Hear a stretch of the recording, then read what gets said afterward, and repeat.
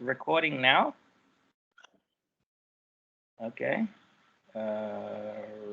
Right. So it is recording. Brilliant. Okay. So now, welcome to Open Tech Convo.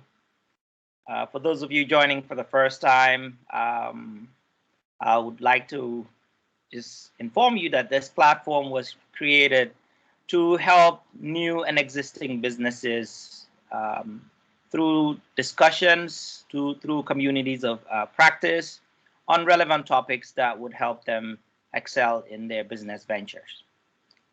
So today we are focusing on fintech, and we have some very wonderful panelists. We have Sonko, Boubacar, Coly, and Eliman Jallow.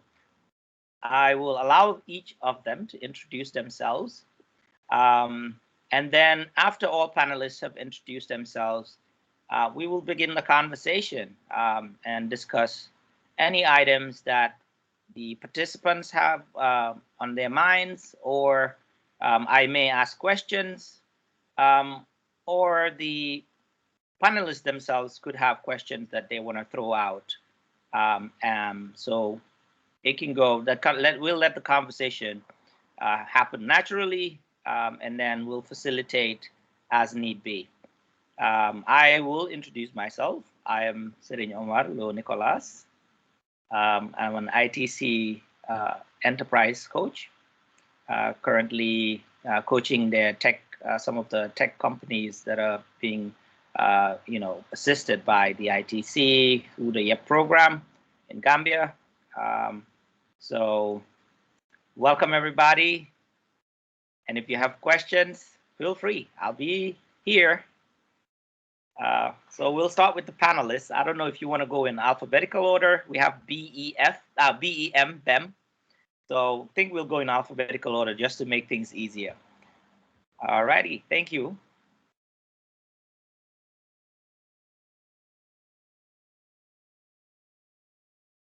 Boubacar, I think you're first, right?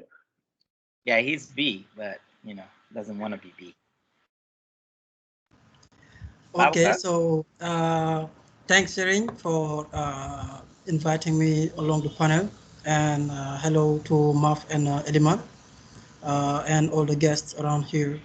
So I'm Boubacar Coly, CEO of Sunulab Technology, which is a tech company based in Senegal, but having branch in Kenya and in Gambia. So I'm a long-lasting defender and fighter for open source and access to technology and open knowledge as well. So I'm representing Wikipedia as well in the Gambia and in Senegal, advocating for access to knowledge and access to open source and to all type of technologies and information people should have access to based on what we can share and what can be available for the people on the ground. Actually, I'm the project manager for the Gambia Tech Project, which is a new program in the Gambia supporting young entrepreneurs, especially those people-oriented tech. So thank you again, and I'll be open for any more questions.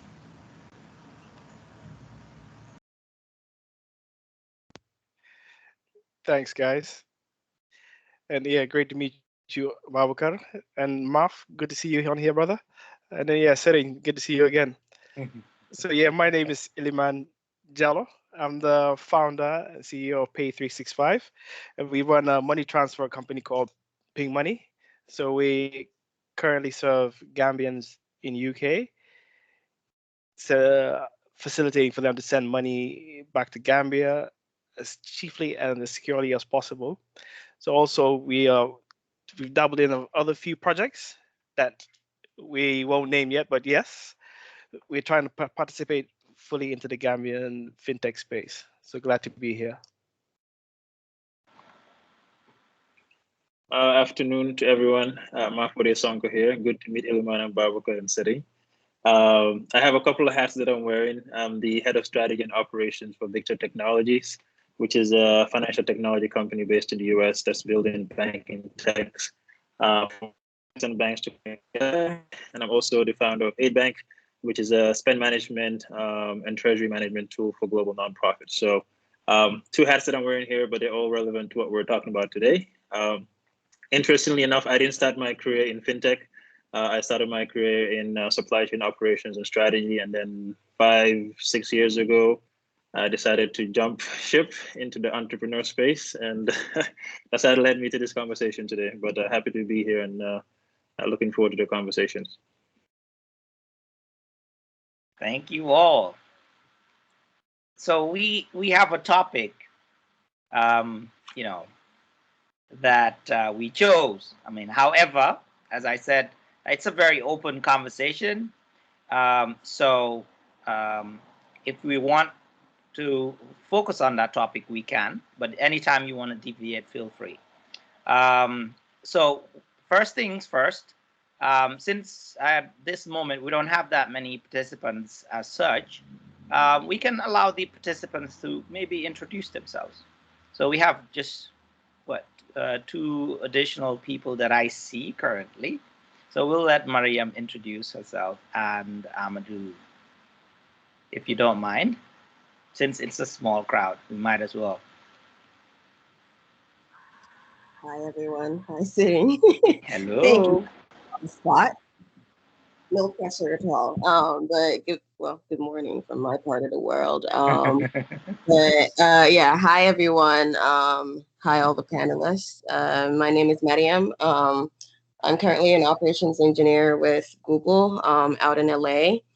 I've been enjoying these talks for the past couple ones or past couple Saturdays, and I'm excited to just hear what y'all have to say about fintech. It's something that I've been interested in, and basically the implementations in Gambia and what the constraints are and all of that. So glad to be here.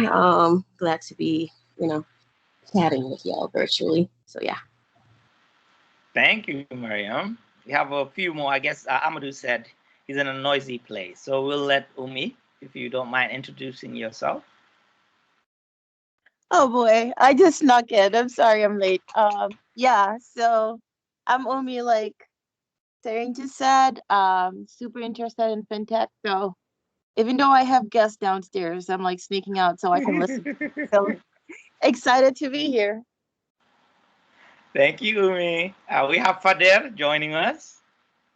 Initially, I was going to have Fader as a panelist, but he did me wrong, man. I'm just kidding, Fader. I'm happy to be here, man. You got much better panelists on right now than me. much more vetted. Don't worry, I'm going to get you for another topic. You ain't running from me. Yeah. Thank you. Thank you, everybody.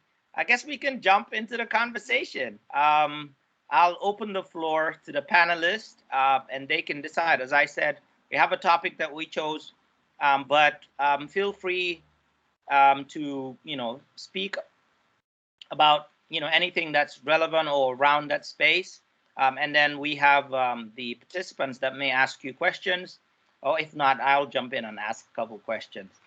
But I'll allow the conversation to flow. So it's up to the panelists now.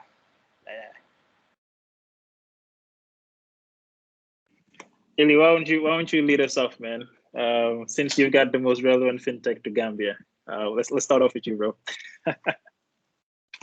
You're putting me on the spot there, right? Yep, pretty much. Yeah, well, I guess we can start off by talking about infrastructure, payments infrastructure in Gambia. I think that's a very key one that is kind of stopping fintechs, even tech companies in Gambia, or any company in Gambia that kind of wants to accept payments online or digital payments, not only online, but even QR code payments. I think there's a lack of a strong payment infrastructure. So I guess we can start off by talking about that. Yeah, I would agree. The one experience I have with the payment infrastructure is my last startup, which was Lumo Exchange, the same industry as Ping Money, but from the US. And I would say the integration piece was the most difficult part about getting things done in Gambia. And that goes back to a bunch of different things, from data integrity, right? Being able to have the right data to ingest and have your systems communicate, to the reliability of those systems, the support that goes with it, being able to transact, the issue resolution. There's some really challenging things there that doesn't allow businesses to scale and really move quickly, because from a payment perspective, it's all about volume and reliability. And so when systems start to fail, people lose confidence, impacts our customers. So I do agree the infrastructure is being built, but it's a continually changing environment, and we have to remain at the forefront of it. But I do agree with Eliman, that is a challenge as well. Okay, so basically that's true that the infrastructure aspect is one of the main challenges we have in the Gambia. But by my side, according to the experience I got to the ground, I started early 2016, 2017 to integrate digital payments in the Gambia. And one of the first blockage was about the license issue. What type of license do you have or should you have to operate as a digital payment system? So I met with the central bank, and at that time even we had like the technical director of the central bank that volunteered to be one of the coach and the mentor of the project to implement it in the Gambia. And what we just realized when we reached the central bank was the lack of information they had about technology and even about like digital system and digital payment systems. So they were far away behind the evolution of technology and especially payment systems. So when I exposed about this possibility of having like a digital payment system, what they proposed was to just deal with banks or mobile operators, because they do not have anything related to payment system or digital payment system. So it was something like you have to comply with already what we have on the ground, or you don't exist at all. So the fight was, okay, now what should we do? Because we are not a bank and we can't deal with operators, because it will be like a kind of a competition, giving them something that they are trying to implement with their solutions and with their existing platforms. So they will just use it, but not partner with us, obviously. So, but they said you have to go along with that, or partner with one of those institutions like banks or mobile operators. So, and we proposed the option of going as a standalone platform. So which they agreed, but based on like our own risk taking to venture into the field without being regulated. And if we just noticed, like I think it's in 2020 and in 2019 that even Nigeria, South Africa, and Ghana got finally regulation for money transfer system, digital money transfer system. So I wanted to take that that risk and venture into the field without being regulated by the central bank. So, but when we jump over and just forget about the regulation and start as a standalone platform, we face that infrastructure problem that you just highlighted, and which is like kind of a challenge, but at the same time, not so easy or not so difficult challenge to overcome, because in Gambia, it's where I realized that we had a lot of institutions doing money transfer system with high potential. What I mean is, if you look at the number of forex exchange bureau you have, like at meter square or at a kilometer square in the Gambia, it doesn't exist anywhere else in the world. So we already have that infrastructure that exists in the country, but the problem will be now how to get into partnership and into collaboration with the existing body that regulates all those forex exchange bureau and offices, and how to deal with one another in a way that we can implement our systems, use them on the ground, and be like in a win-win situation for all of us. So for me, that will be the main question. Yeah, you've highlighted very, very important points there in terms of, yeah, I think that it has to come from the central bank that kind of has to lead the way in terms of, hey guys, look, how can we work as a financial sector to allow companies to integrate with each other as seamlessly as possible, yeah, but in a more of a standardized way. And also that can start from the national payment switch, which is GAM switch. How can not only banks and fintechs integrate with the switch to be able to make payments across each other, but how can we regulate them? And how can we regulate the bureaus? And how can we basically ensure that we can still compete, but we can also help the customer?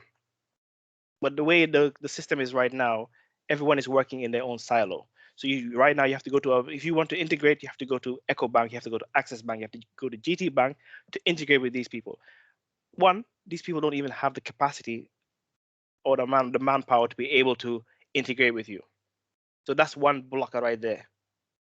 And then you have the bureaucracy on top of that.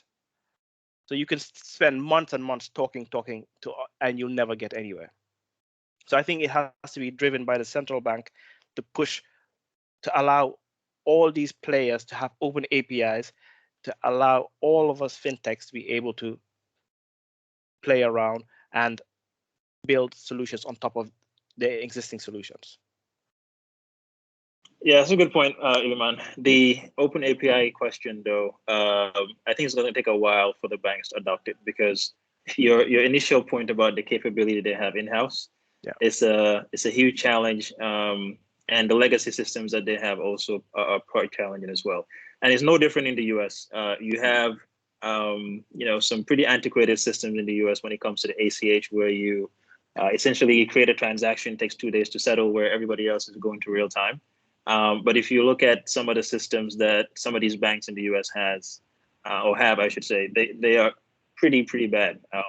But I think the opportunity Gambia has is the size. We are small, but I think there's an opportunity to really transform the system. We can make leapfrogs, just like we went from landlines and just skipped and went over to cell phones, right? We don't even have the landline infrastructure fully built out in the Gambia, because people just went to cell phones. But I'm a little bit also surprised that with COVID, that the digital payments didn't take off over the last year. And I think that's more of a business model challenge than it is a regulatory challenge. I think there was a missed opportunity here for us to transition to more digital payments over the last year. I don't know what you guys think. That is very true. But if you think about the digital payment solutions we have, is mobile money, right? And mobile money in Gambia is cumbersome to use, right? And the Gambian user is quite lazy, right? For them, they can't sit down and think about, okay, how am I going to use this USSD to make a transaction, right? And actually, and another thing is they don't trust the mobile operators. You have this thing, Africell, QCell, you get such a small credit direct. Will I need them with my $1,000? No. So I think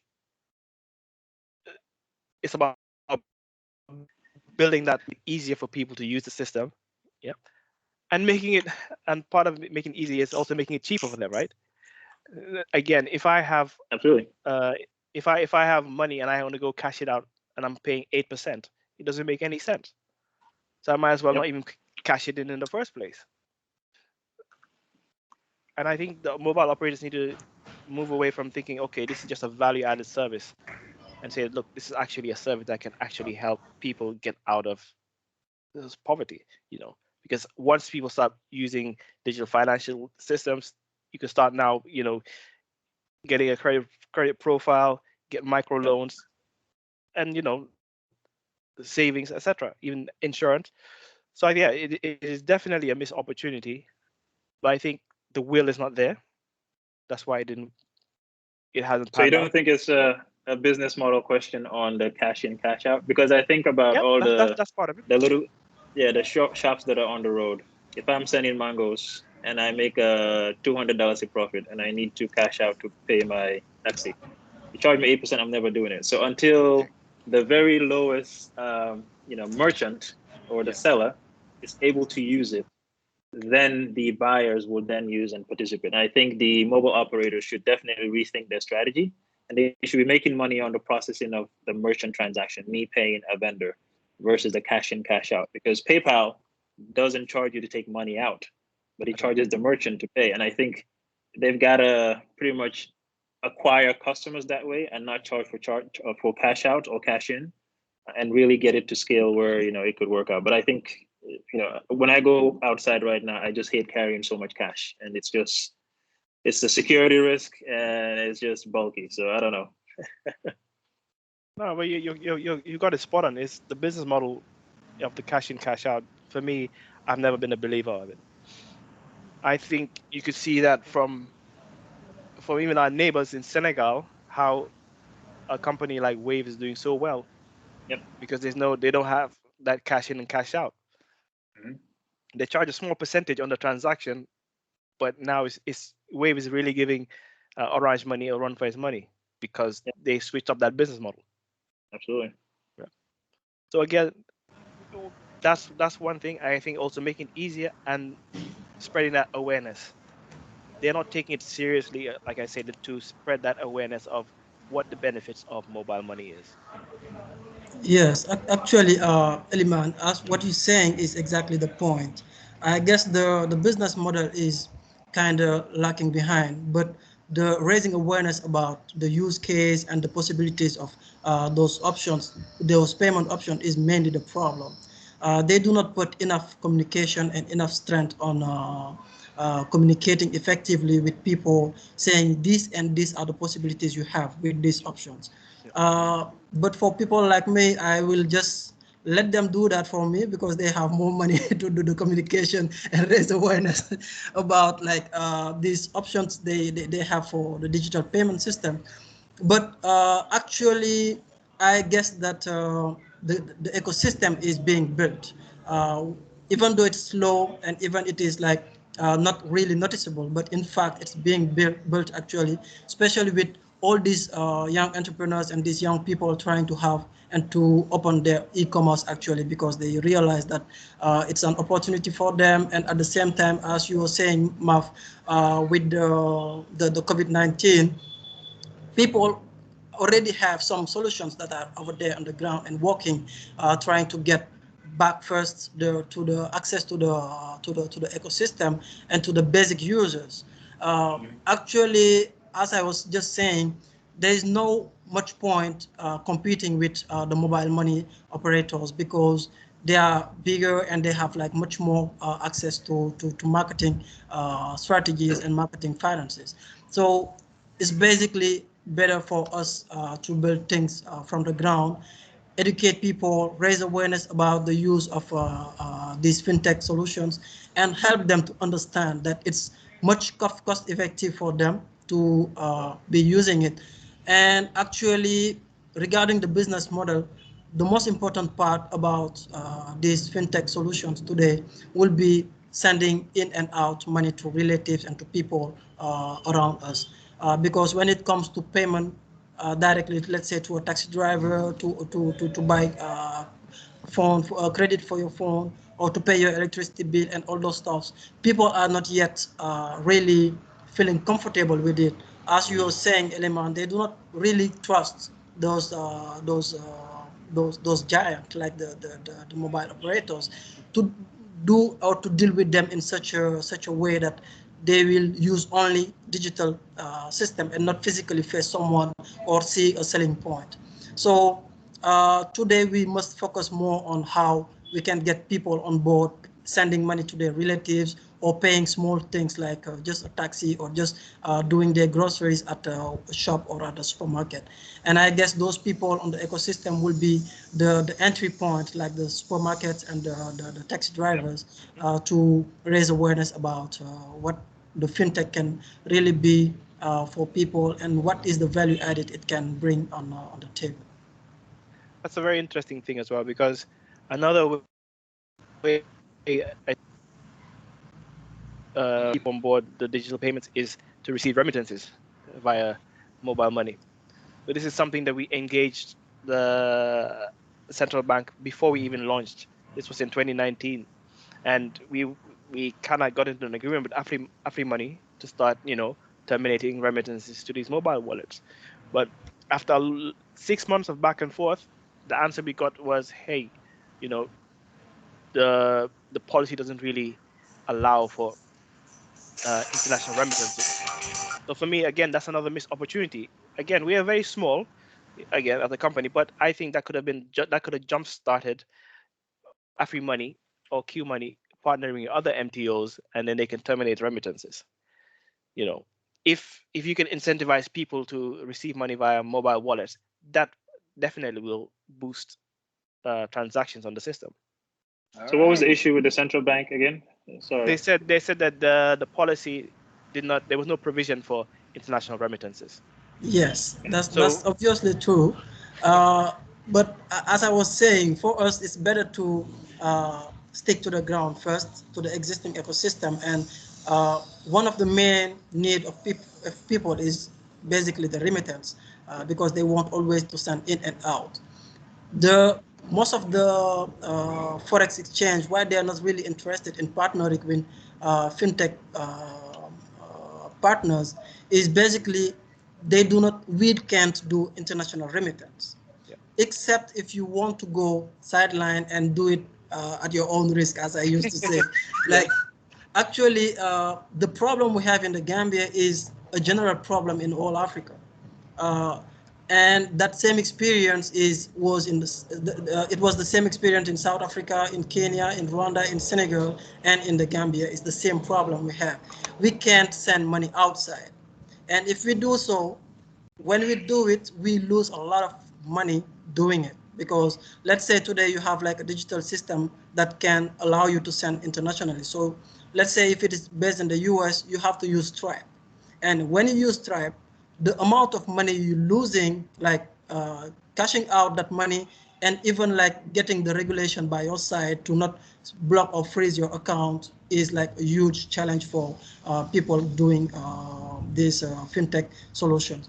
So according to what I've been saying and experiencing through all these ecosystems, it is mainly for us today to focus first on our local way of sending and receiving of money, like our local remittance, and to strengthen that ecosystem to do local remittance, and easily and slightly grow to do continental remittances. Because today the capacity of production we have in Africa has no equal in the world, because all the international remittances you're seeing, 90% of them is going and are going towards Africa. So we need to build that ecosystem within our continent to allow us first to send and receive money internationally. Because if you have like those blockage in, let's say, Gambia, you don't have the same regulation or the same blockage in Nigeria or in Kenya.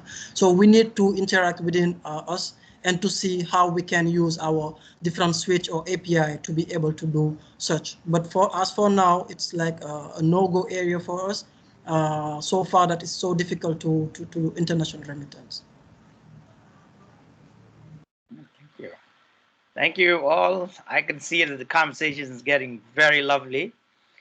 We have Fader, hand up. So I guess he has a question. I even suggested he type it because the conversation was getting heated.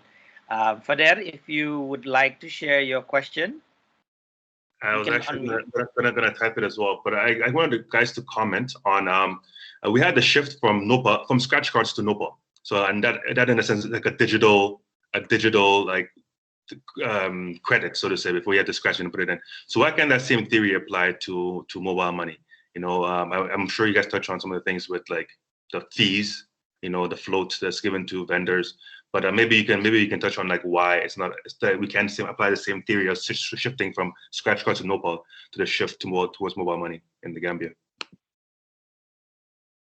I have a certain view of it. I don't know if it's the most accurate one, but I think there are two issues here. One, you have to have enough of a critical mass with one predominant mobile money operator to be able to have widespread use.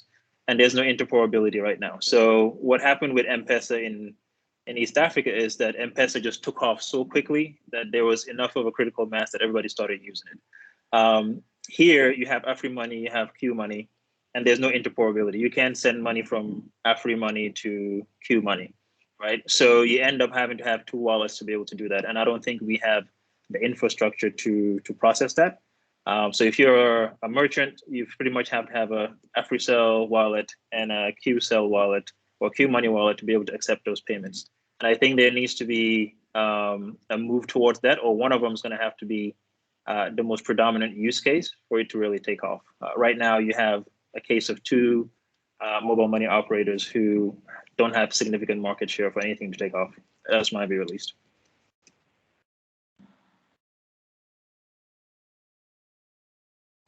So I think also with the Nopal, if you buy $100, you get $100, right? So it goes back to that business model of the cashing in, cashing out. If you go to load it, fine. But then when you want to withdraw it, because you don't have that many merchants to go in and pay,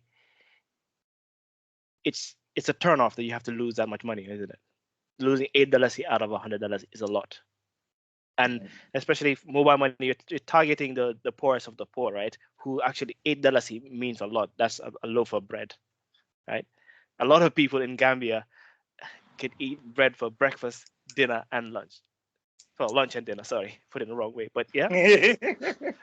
So that's the key. That's the key difference there for me.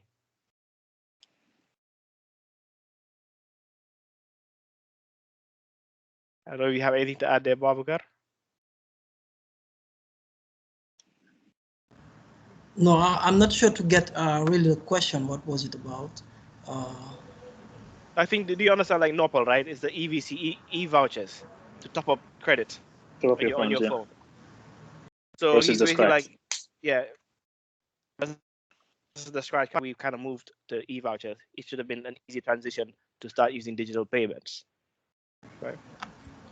Okay, so first of all, I think it's something that is obviously necessary for us to save first the environment, you know, and it's saving us time as well. Going to buy a scratch card, scratch it, but it like you're losing a lot of time just doing so. So I guess it's more on a marketing aspect and more on a economic aspect. They're doing such, just moving from scratch card to electronic reload or digital reload. So but at the same time, it's raising awareness to let people to know that they can do things without physical interaction or without physical elements. So yes, I guess it's already a step in to educate people on digital payment systems and digital or electronic systems. So yeah. If I could just maybe just add a bit more context to my question, is that sense that, yeah, I think you guys touched on the fact that it's not the same, the business model, right? So with credit, when you top up your credit, they charge you on usage, right? Whereas with more money, they're trying to charge you on transaction. But with Nopal, what you saw was that every boutique is topping you up. So why is every boutique not topping you up with mobile money? Okay, again, it's down to the commissions, right? Every boutique is getting 5% commission on the Nopal. The commission on mobile money, I might be wrong, it's a bit less than that, and it's a bit more burdensome, right? Yeah, and the end user is not paying for it. The boutique can make money off of it. So for you, exactly, you're getting your $100 like Eliman talked about. But it's I think the reason why Nopal took off is just convenience, like Boubacar was saying. If the boutique has to spend 5 minutes going through and get you the cars, they have to keep inventory of it, right? There's a potential risk that people can steal it. It also provides so many value, and nobody technically paid for it. So I think that's really where it took off. In this case, you have use cases to move money, to pay for things, and you're going to have money tied up because not all people are able to actually accept it.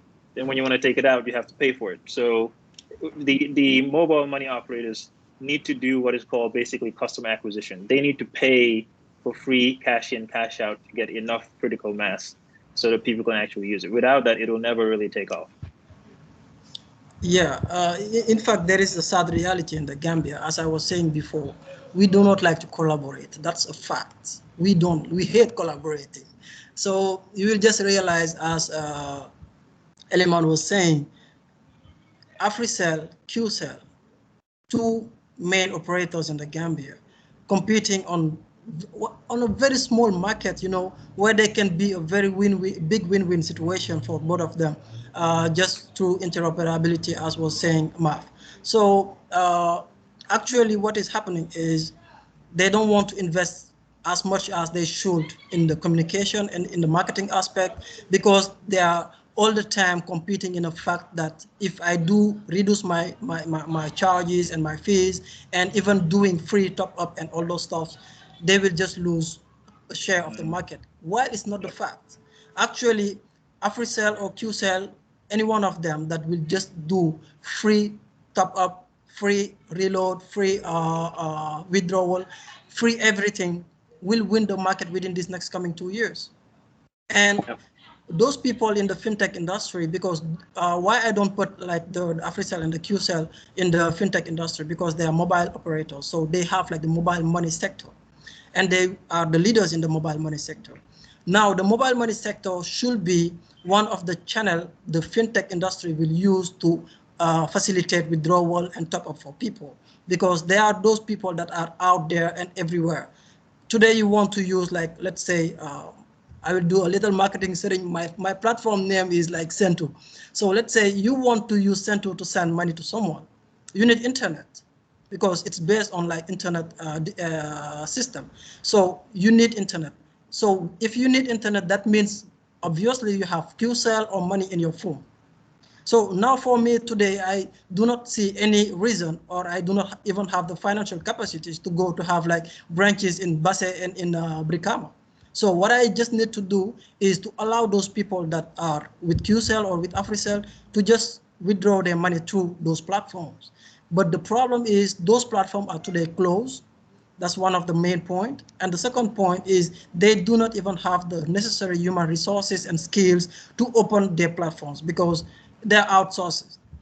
And we need today, as I was saying again, to collaborate, because we have those experience, we have those capacities and those human resources to do everything by our own within the Gambia and within other African countries, just to open our market. So they can today use those the NOPAL as a way of education, and also as a way for facilitating the fintech industry to withdraw and to top up. But the problem is about collaboration. Yep. That is, you got that spot on. And that also doesn't only stay with AfriCell, but even the banks. The banks don't collaborate on top of that. Now you can see that the banks, all of them are trying to set up their own payment gateways. Again, everyone is working in a silo, which is, first of all, it's going to be more expensive for them, but they don't see it as way. They see that if I build the ecosystem myself, I'm going to drag in all the customers. But in this day and age, it doesn't work like that. You know, a proper example where all the banks, you know, really missed the ball there, right? When GamSwitch came along, it was meant to be a partnership with all the banks to invest, but the banks didn't have that foresight to invest. So now what happened is GamSwitch is owned by InterSwitch, which is a Nigerian company, and then the rest of it is owned by the regulator, central bank, which for me, that doesn't sit well, right? With me personally. But so that was a missed opportunity. They could have used that GamSwitch to partner, and then they could collaborate and build other services which will facilitate digital payments, and then it can allow fintechs to now build solutions on top of that. But again, we don't collaborate at all. You know, a perfect example, I don't know if ever people have heard of Swish in Sweden. Swish is the biggest payment system. Swish is a word now in Sweden. I believe almost 80% of the whole population have a Swish account, and it was built by the 6 biggest banks in Sweden. Now, almost all the payments in Sweden go through Swish, and that's because the banks had the foresight, guys, let's build this platform together, a mobile payment platform, and it's a win-win for everyone, because the more the money stays in the ecosystem, the more money everyone makes, isn't it? But if you have more than 90% of the money in Gambia as cash, as a bank, you're not really making money on it, right? So I think, yeah, it's about fostering that collaborative spirit in the country, which I think, to be honest, I don't ever see it happening. I might be wrong here, but maybe us young people, we can start.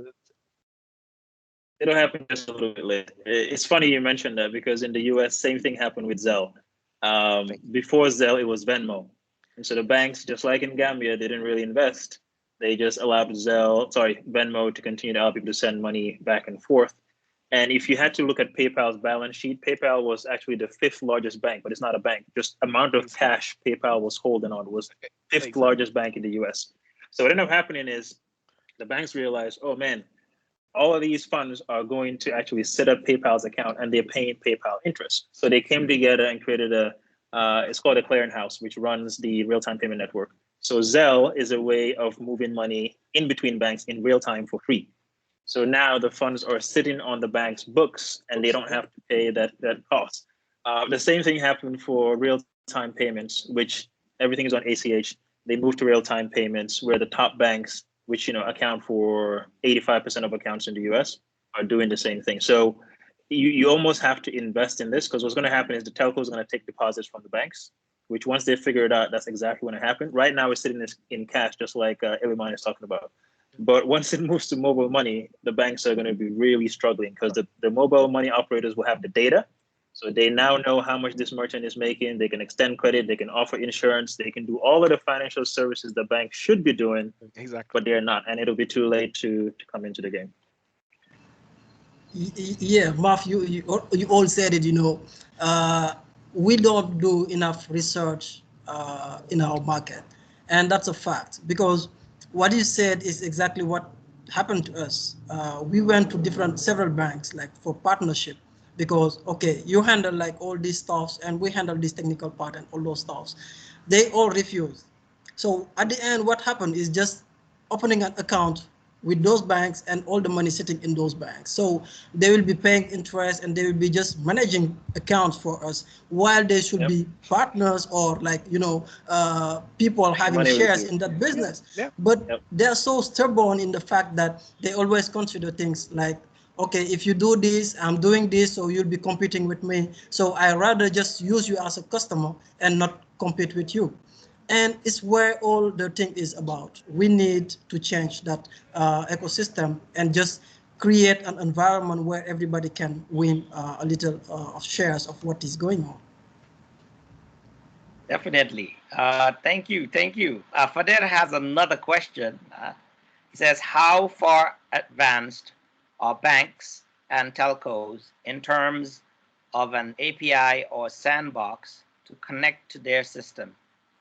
That is, what is propelling their ecosystem in many other countries? So this question is in the chat. So if you want to reread it again, just visit the chat and then have a look and see what you can advise for there. Thanks for there.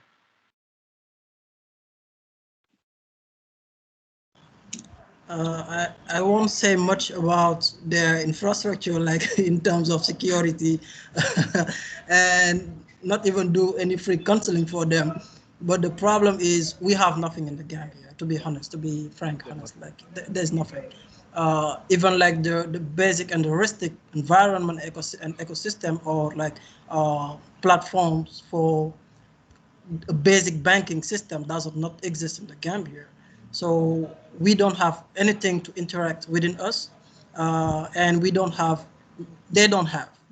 nothing that can be open, and even talking about the sandbox now, don't forget about that.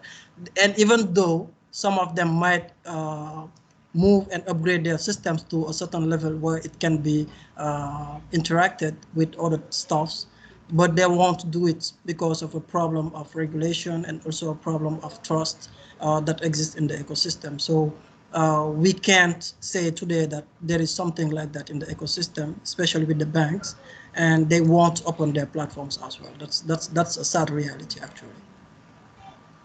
Yeah, unless central bank comes in and forces them to do it like in Europe, to open up the APIs. that's where I was going to touch on. I think it needs to be regulatory driven, because in Europe you have open APIs everywhere, right? And it was down to the regulator. Right now, me as a small fintech, I can now tap into open APIs, yeah, and get customer consent to get their bank data. You know, I have access to be able to now offer my customers account transfers, because the regulator has forced that, right? So for me, it's reducing my cost, and now I can pass on those costs to the customer. Yeah.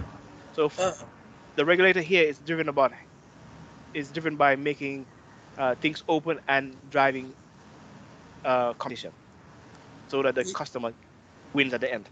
Yes, but Eliman, once again, we need to say something very important and crucial as well about the Gambia, is 90% of the systems and the platforms, and even the biggest platform we're using in the Gambia, are not owned by Gambians. Correct. So Gambians do not have any rights on those platforms. They do not even have like the right access to those platforms. So they are just like basic users and basic administrators on those platforms. So most of the banks depend on other countries like Nigeria and Ghana. So if you look a little bit deeper, you will just realize we don't even have like a proper bank in the Gambia, because all those banks are backed up by like Ghanaians or Nigerians. And even if you dig a little bit more, you will just realize that even your money is not held in the Gambia. So you just have like numbers, but your money is not held in the Gambia. So this is a fact, and these are like the things that makes things more difficult for us, because we do not have access to nothing so far as it is not even here. That's very true. That's true. Because any foreign currency account you hold in Gambia is actually, the money is not actually there. That's very true. It's not here. Yeah. But I guess now it's about, okay, how do we change this? Like, what do we need to do as a tech cohort? Yeah, what do we need to do to make sure that we shift to, okay, owning most of these things, right? How do we sit down and say, okay, can we collaborate as young people to come up with banks ourselves or other fintechs, and we can come and take on these people? Because for me, again, we need to have more pride, right? In terms of when we see these things happening, we can't fix all the problems, but maybe if we can collaborate, you can fix a problem here, I fix a problem there, Maf fixes a problem, I think we need to be more collaborative as young folk, right? No, it's a very good point. And I apologize. My daughter is in the other room crying. So if you do hear that, excuse me. No, I think you're right. I think it's partly a structural issue in that the financial infrastructure from a banking perspective is all centralized. So when I tried to work with EcoBank, I was talking to people in Ghana. And so, having an open API system when all of these regional banks are centralized from an infrastructure perspective is going to be extremely difficult. And so this is where I think countries need to work together in a general sense to get these things going, because unfortunately, Gambia is so small. A lot of these are regional banks. And the only bank that I can think of that can do it independently is perhaps Trust Bank to be able to open that. Now, I do think there's an opportunity for fintechs to connect to banks and help them offer open APIs. So what we're doing at Victor in the US is we're building APIs that connect to the banking core, and we can allow them to partner with fintechs. And so that is an opportunity if banks are open to it. You may not have the legacy system to do it, but technology companies can come in, tie into that, and create APIs that can now be consumed by partners. And that is a huge business in the US because of the legacy systems. And I'm sure we can leverage it here. Is again, the banks have to be willing to open up and allow us to connect and expand their business lines. Yeah, there has to be that will for us, right? That's the key thing there. Yeah, obviously. Well, which I think again should be kind of led by the central bank, pushing them a little bit, giving them a little bit of a nudge. Yeah, but the problem with the central bank is they do not even know what we're talking about, guys. So No, that's the same in the US, guys. No, it's the same everywhere. It's the same. Yeah, it's the same everywhere. But I think it's all about the mindset of the regulator, right? exactly. I think, for example, the FCA in UK, they don't understand half of these things. But you know what they do? They say, okay, use a fintech. Come, show us what you're doing. Let us understand what you're doing, and then we can say, okay, how we can regulate this. So I think that has to be that it has to be that culture shift of thinking, hey, we don't know this, so no, it's a no, right? So for me is when we approach AfriMoney, they could have said, okay, guys, there's no provision there, but okay, why don't you set up a pilot, and then we can see how the transactions are, and then we can set limits, yeah, and then we can see, and then we can take those learnings, and then we can build on that regulation. Yeah, I agree. Sure. Kind of a fintech sandbox almost. Yeah, exactly. Yeah, exactly. Fintech Exactly. sandbox. Yeah, exactly. That's what we can do, and I guess we can still raise awareness about the fintech industry and what can be done through the fintech. And I guess more we're raising awareness and educating people to use and to understand a little bit what are the opportunities. I guess that can help to gather all of us at the one point and be able to collaborate and discuss and even develop things for those people, because they'll be demanding once they understand that this and that can be helpful, and even though facilitate things in a certain way that everybody is winning. So yeah, personally, I'm open for collaboration, and I'm advocating a lot for collaboration, because that's the only point.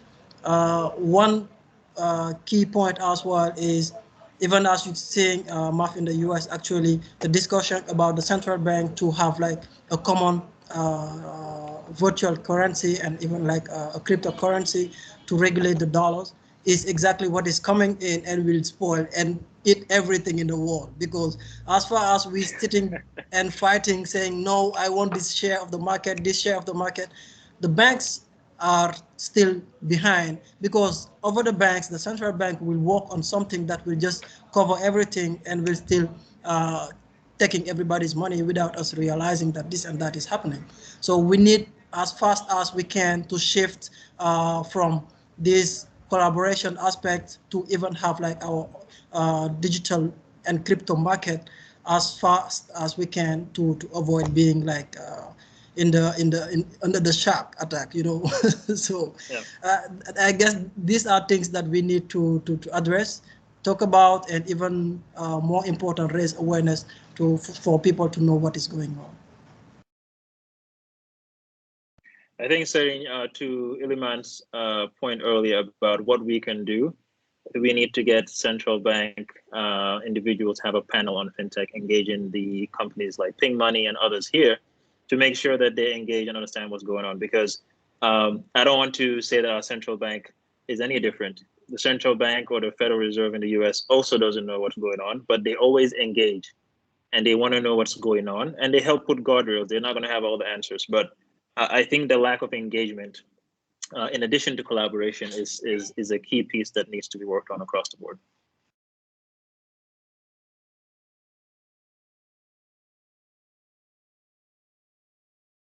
Thank you. I see So that. I guess, can I just okay. come in there? So say, Sure. I'm guessing to buttress what Martha said, I guess from your end, how can you guys kind of start those conversations? Yeah, at least try to invite some of the central bank guys here to one of these sessions, and then from there we can start the conversation, right? Yeah, sure. Actually, this is something that I was speaking about with one. I don't remember who, but I was talking to someone about this the other day. I know Boubacar has experience in that. I think he remembers. There was even a talk at Paradise. Do you remember, Boubacar? So there was a talk. Senegal, the central bank was engaged, and they were very open in discussing. But again, I'll actually let me allow Boubacar, because he was very active in that meeting. I'll allow Boubacar to give you maybe a synopsis of that meeting. But again, as you guys suggested, definitely it's in the plan to invite these, the central bank and even another major bank or so to this platform, and then have a part 2 of this fintech and discuss this, because again, from what I heard from Biran, they are working on certain policies, but I don't know how far they've come. It would be interesting to know, how far they've come with all of these. So I guess that session could be maybe an update on what they've been working on so far, because I think in the Gambia, as all of you have mentioned, rightly so, one of the issues is regulations and policies. So, they always say, no, we don't have the jurisdiction, or we don't have the correct way to regulate this or that, and then delays upon delays upon delays upon delays. So the same next year comes, 2 years later, you're still in the same, still waiting for some decisions to be made. Doesn't also help that we are going to have elections at the end of this year. So that is also something else that could potentially. But I think these policies, I would hope, transcend administrations, right? And that they wouldn't stop because one administration is changing. But I would say if they are working on policy, they definitely should be engaging the technology sector who are interested in fintech, because then you'll have a policy gap. Just like mobile money, there's no provision for mobile money, is because have they engaged when they were making policy, or do we need to update it? So, if you're helping facilitate with Andandor and chatting, I think that's something that you need to kind of push forward. And hopefully there'll be something that'll be coming out of these discussions and follow-up meetings and so on. Brilliant. Yes, we guarantee a follow-up, and I'll let Boubacar give you some input as well. Yeah, in fact, the technical director of the central bank is very engaged, and he's very open-minded when it comes to technology, when it comes to fintech, and how to integrate and how to interact with the central bank and facilitate things. So I guess it will not be a problem for him to join and even to facilitate meeting all other people around the table to talk about these issues. So I will liaise with Sering to facilitate that as well. But so far, what I know is we can't wait for regulation. We can't wait for any provision, because so far the most important part is for us to do our job, raise awareness, and put in people's hands something they can use.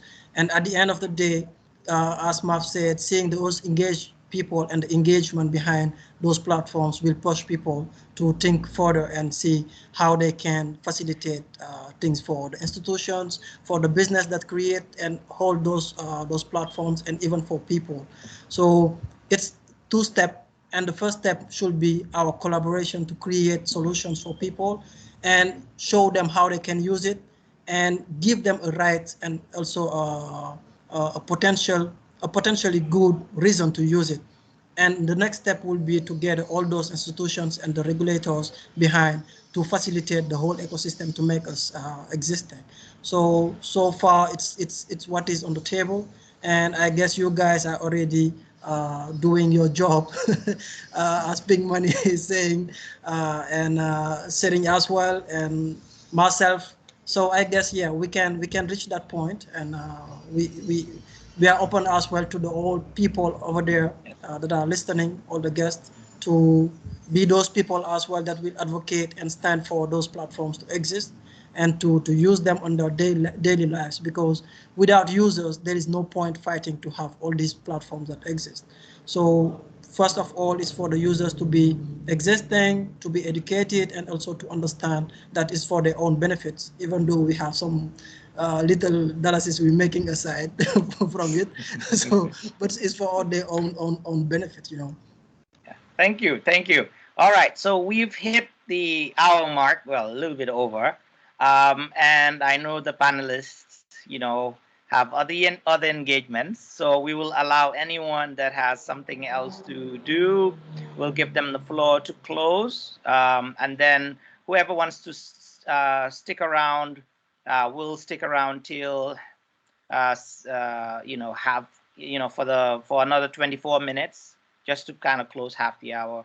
And so we'll close up with the rest. So whoever has to go, if you're in the panelists, please maybe share your closing remarks. And don't worry, you can always catch the recording later. I've created a YouTube channel, so we'll post the recording on the YouTube channel. And just anyone can just go ahead and watch and then prepare for part 2, because me and Boubacar now have work on our plates for the part 2. So yeah, we'll bring back the same. We'll bring back everybody and more people. I would like to also add, if you can get someone from GumSwitch, would be very, very interesting. Agreed. Okay, Eliman, I would like you to write all your demands Yes. to me, and I will make sure all the people you want to invite will be a panelist. So we can end up having, a whole maybe 10 panelists, 5 to 10. It doesn't matter. It's I think those central bank and GumSwitch, those are the key ones we want. Okay. All right. Anybody else want anyone else? Let us know. We'll try to recruit them. GumSwitch and central bank, they are like 2 fingers, they're almost together. They're always together. All right. Okay, Maf. Yeah, I apologize. Like I said, my daughter is throwing a temper tantrum. My wife was supposed to come in today, but Brussels flight got delayed. But this has been a great discussion. Really good meeting everybody here and talking about some of the great work that everybody's doing down on the ground. And I think there's some good things that we can help facilitate. Hopefully, in the next meeting, I think those are good stakeholders to have on board here. But appreciate the time, everyone. Sorry I have to get out early, but it's been good. Thank you, Maf. We appreciate your time. You shared some gems. Yeah, thank you, Maf. Yes. Thank you. All right, guys. Thank you. Thanks, man. Chick-fil-A, huh? Bye. Yeah. Thank you. Okay, so for the rest, of the call, we have 22 minutes just to kind of see if any of the other participants have any questions. If there's nothing else, if nobody else has any questions, we can end it at any point. We can just close. So just wanted to give an opportunity to some of the people I know. For example, we had some people join in at a later period, so maybe there's something in their mind that they wish they heard about or didn't. So if there's any question, I think Pasirin has questions, so we'll give him the floor, if that's okay with everybody. Okay, Pasirin. Hey, Siri, can you hear me? Yes. Tom. All right. I just want to say hello to you guys. I kind of joined in late a little bit. I'm calling from Seattle, Washington. I know fintech is something that's relatively new. Even here in the United States, most people do not know a lot about it. And having to talk about Gambia, a third world country, and talking about fintech is something that I'm trying to understand how the fintech industry is there in the Gambia, and what strides have you guys taken so far, and what are some of the drawbacks that you guys have been dealing with?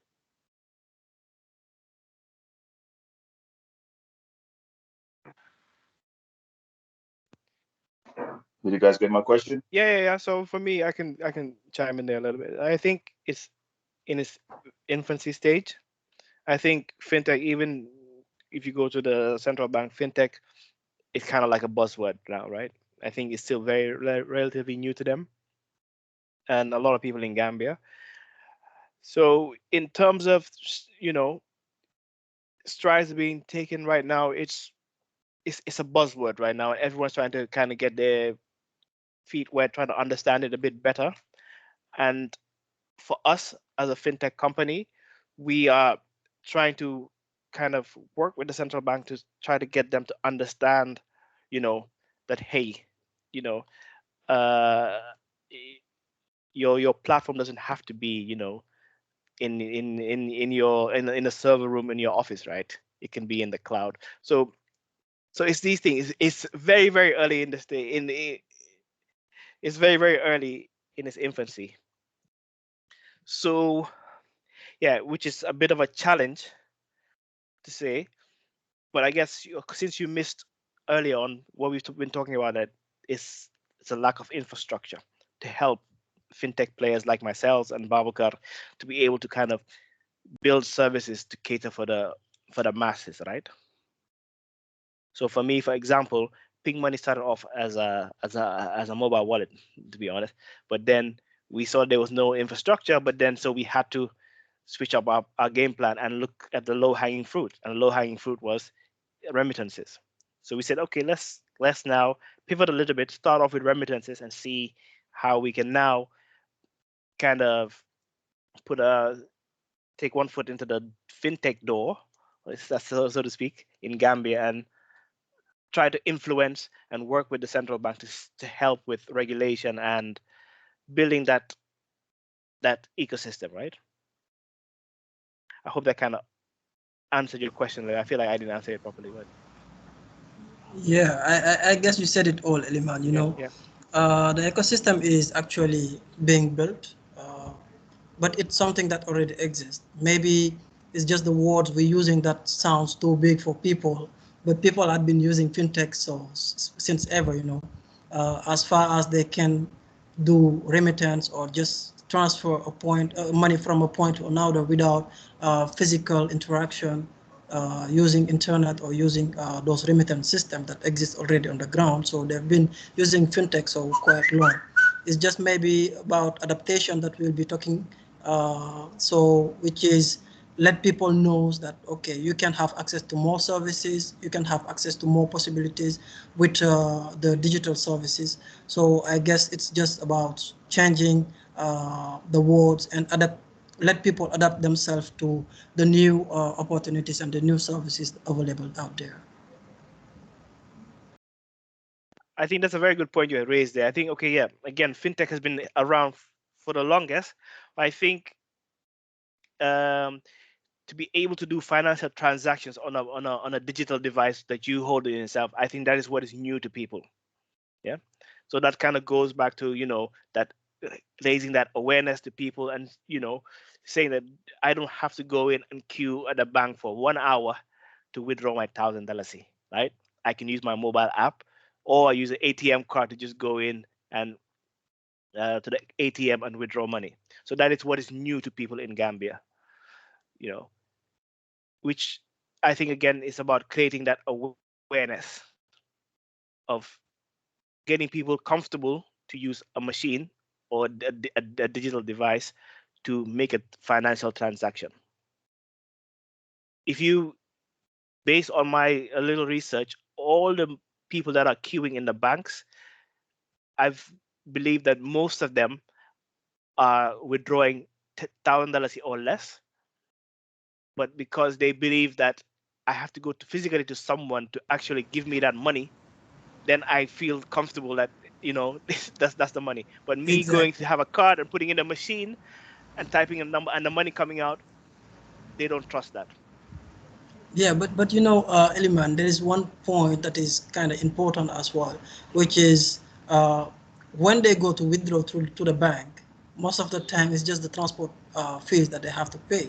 Now, using most of their digital services include paying extra fees, so which is kind of difficult to understand for some people, because they will be saying, why would I go to spend? And it is important as well to just say how big and how expensive it is in the Gambia to withdraw money.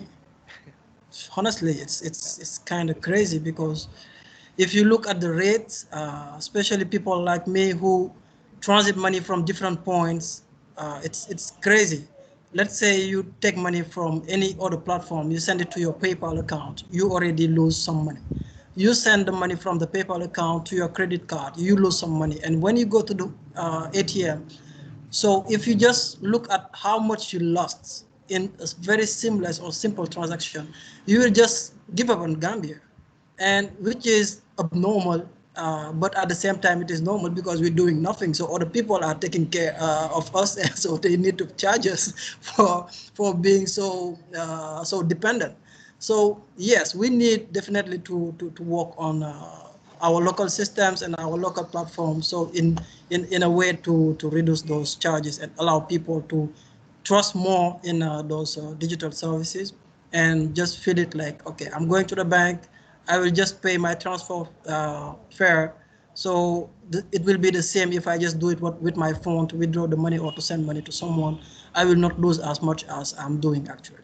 So I guess it's one of the key point for us to talk about these things. So my biggest cost is banking fees. Yeah. That is my biggest cost, which is for me, I just cannot understand it. Not building a platform or anything, my biggest cost is banking fees. That says it all. Okay. When you say banking fees, it's like as a business or as a person? As a business, my biggest cost as a business is banking fees. Okay, so it's like can you explain, please?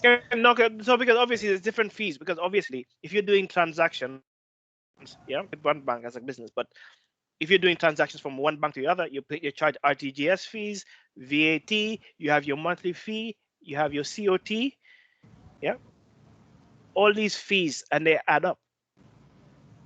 You know, they add up, and then you have your SWIFT fees from UK to Gambia. Yes. Yeah, all these things, that is mind-boggling.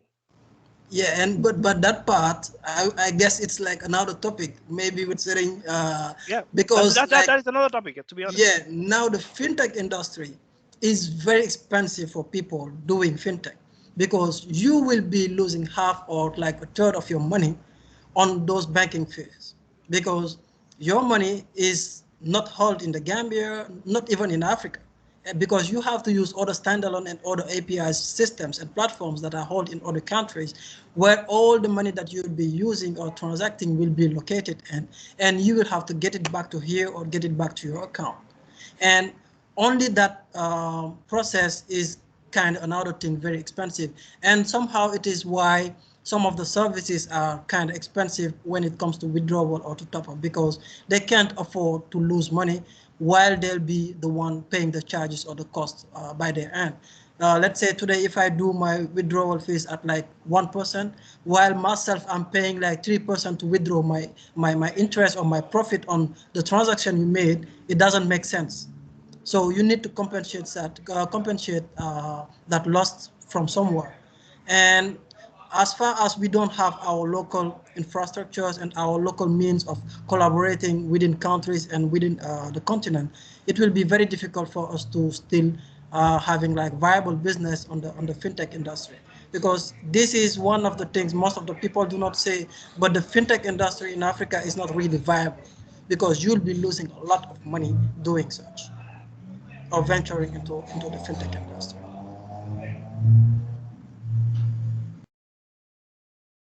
I hope we answered your question a little bit there, Passerin.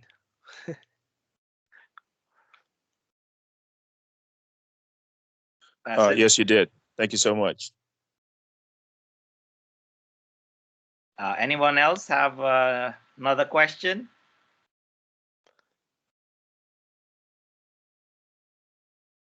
Okay, if there are no more questions, what we'll do is 10 more minutes. So I will let Eliman and Boubacar maybe give us their closing remarks, and then we'll close the show so everyone can go and enjoy. Whether I hope you have sunny days, wherever you are. So it's time to enjoy the sun. All right. I could go first. So for me, I guess Boubacar is about collaborating and being open. I think that's the only way we can kind of, not only the tech space, but the whole continent as a whole. I think we need to collaborate a little bit more so that we can kind of help the industry grow quicker and and for me, the bottom line is making people's lives better, right? For me, that's the bottom line. And again, I wanted to start off with more mobile money, but then I looked into remittance because again, remittance is key to Gambia, right? for me, it hurts me to see people still using Western Union, because Western Union costs almost 20%. Yeah, whereas a remittance provider like us, it won't be more than 4%. Yeah, it's a big gap, so it's a big savings, right? So that money that you're saving, you can be helping more people there.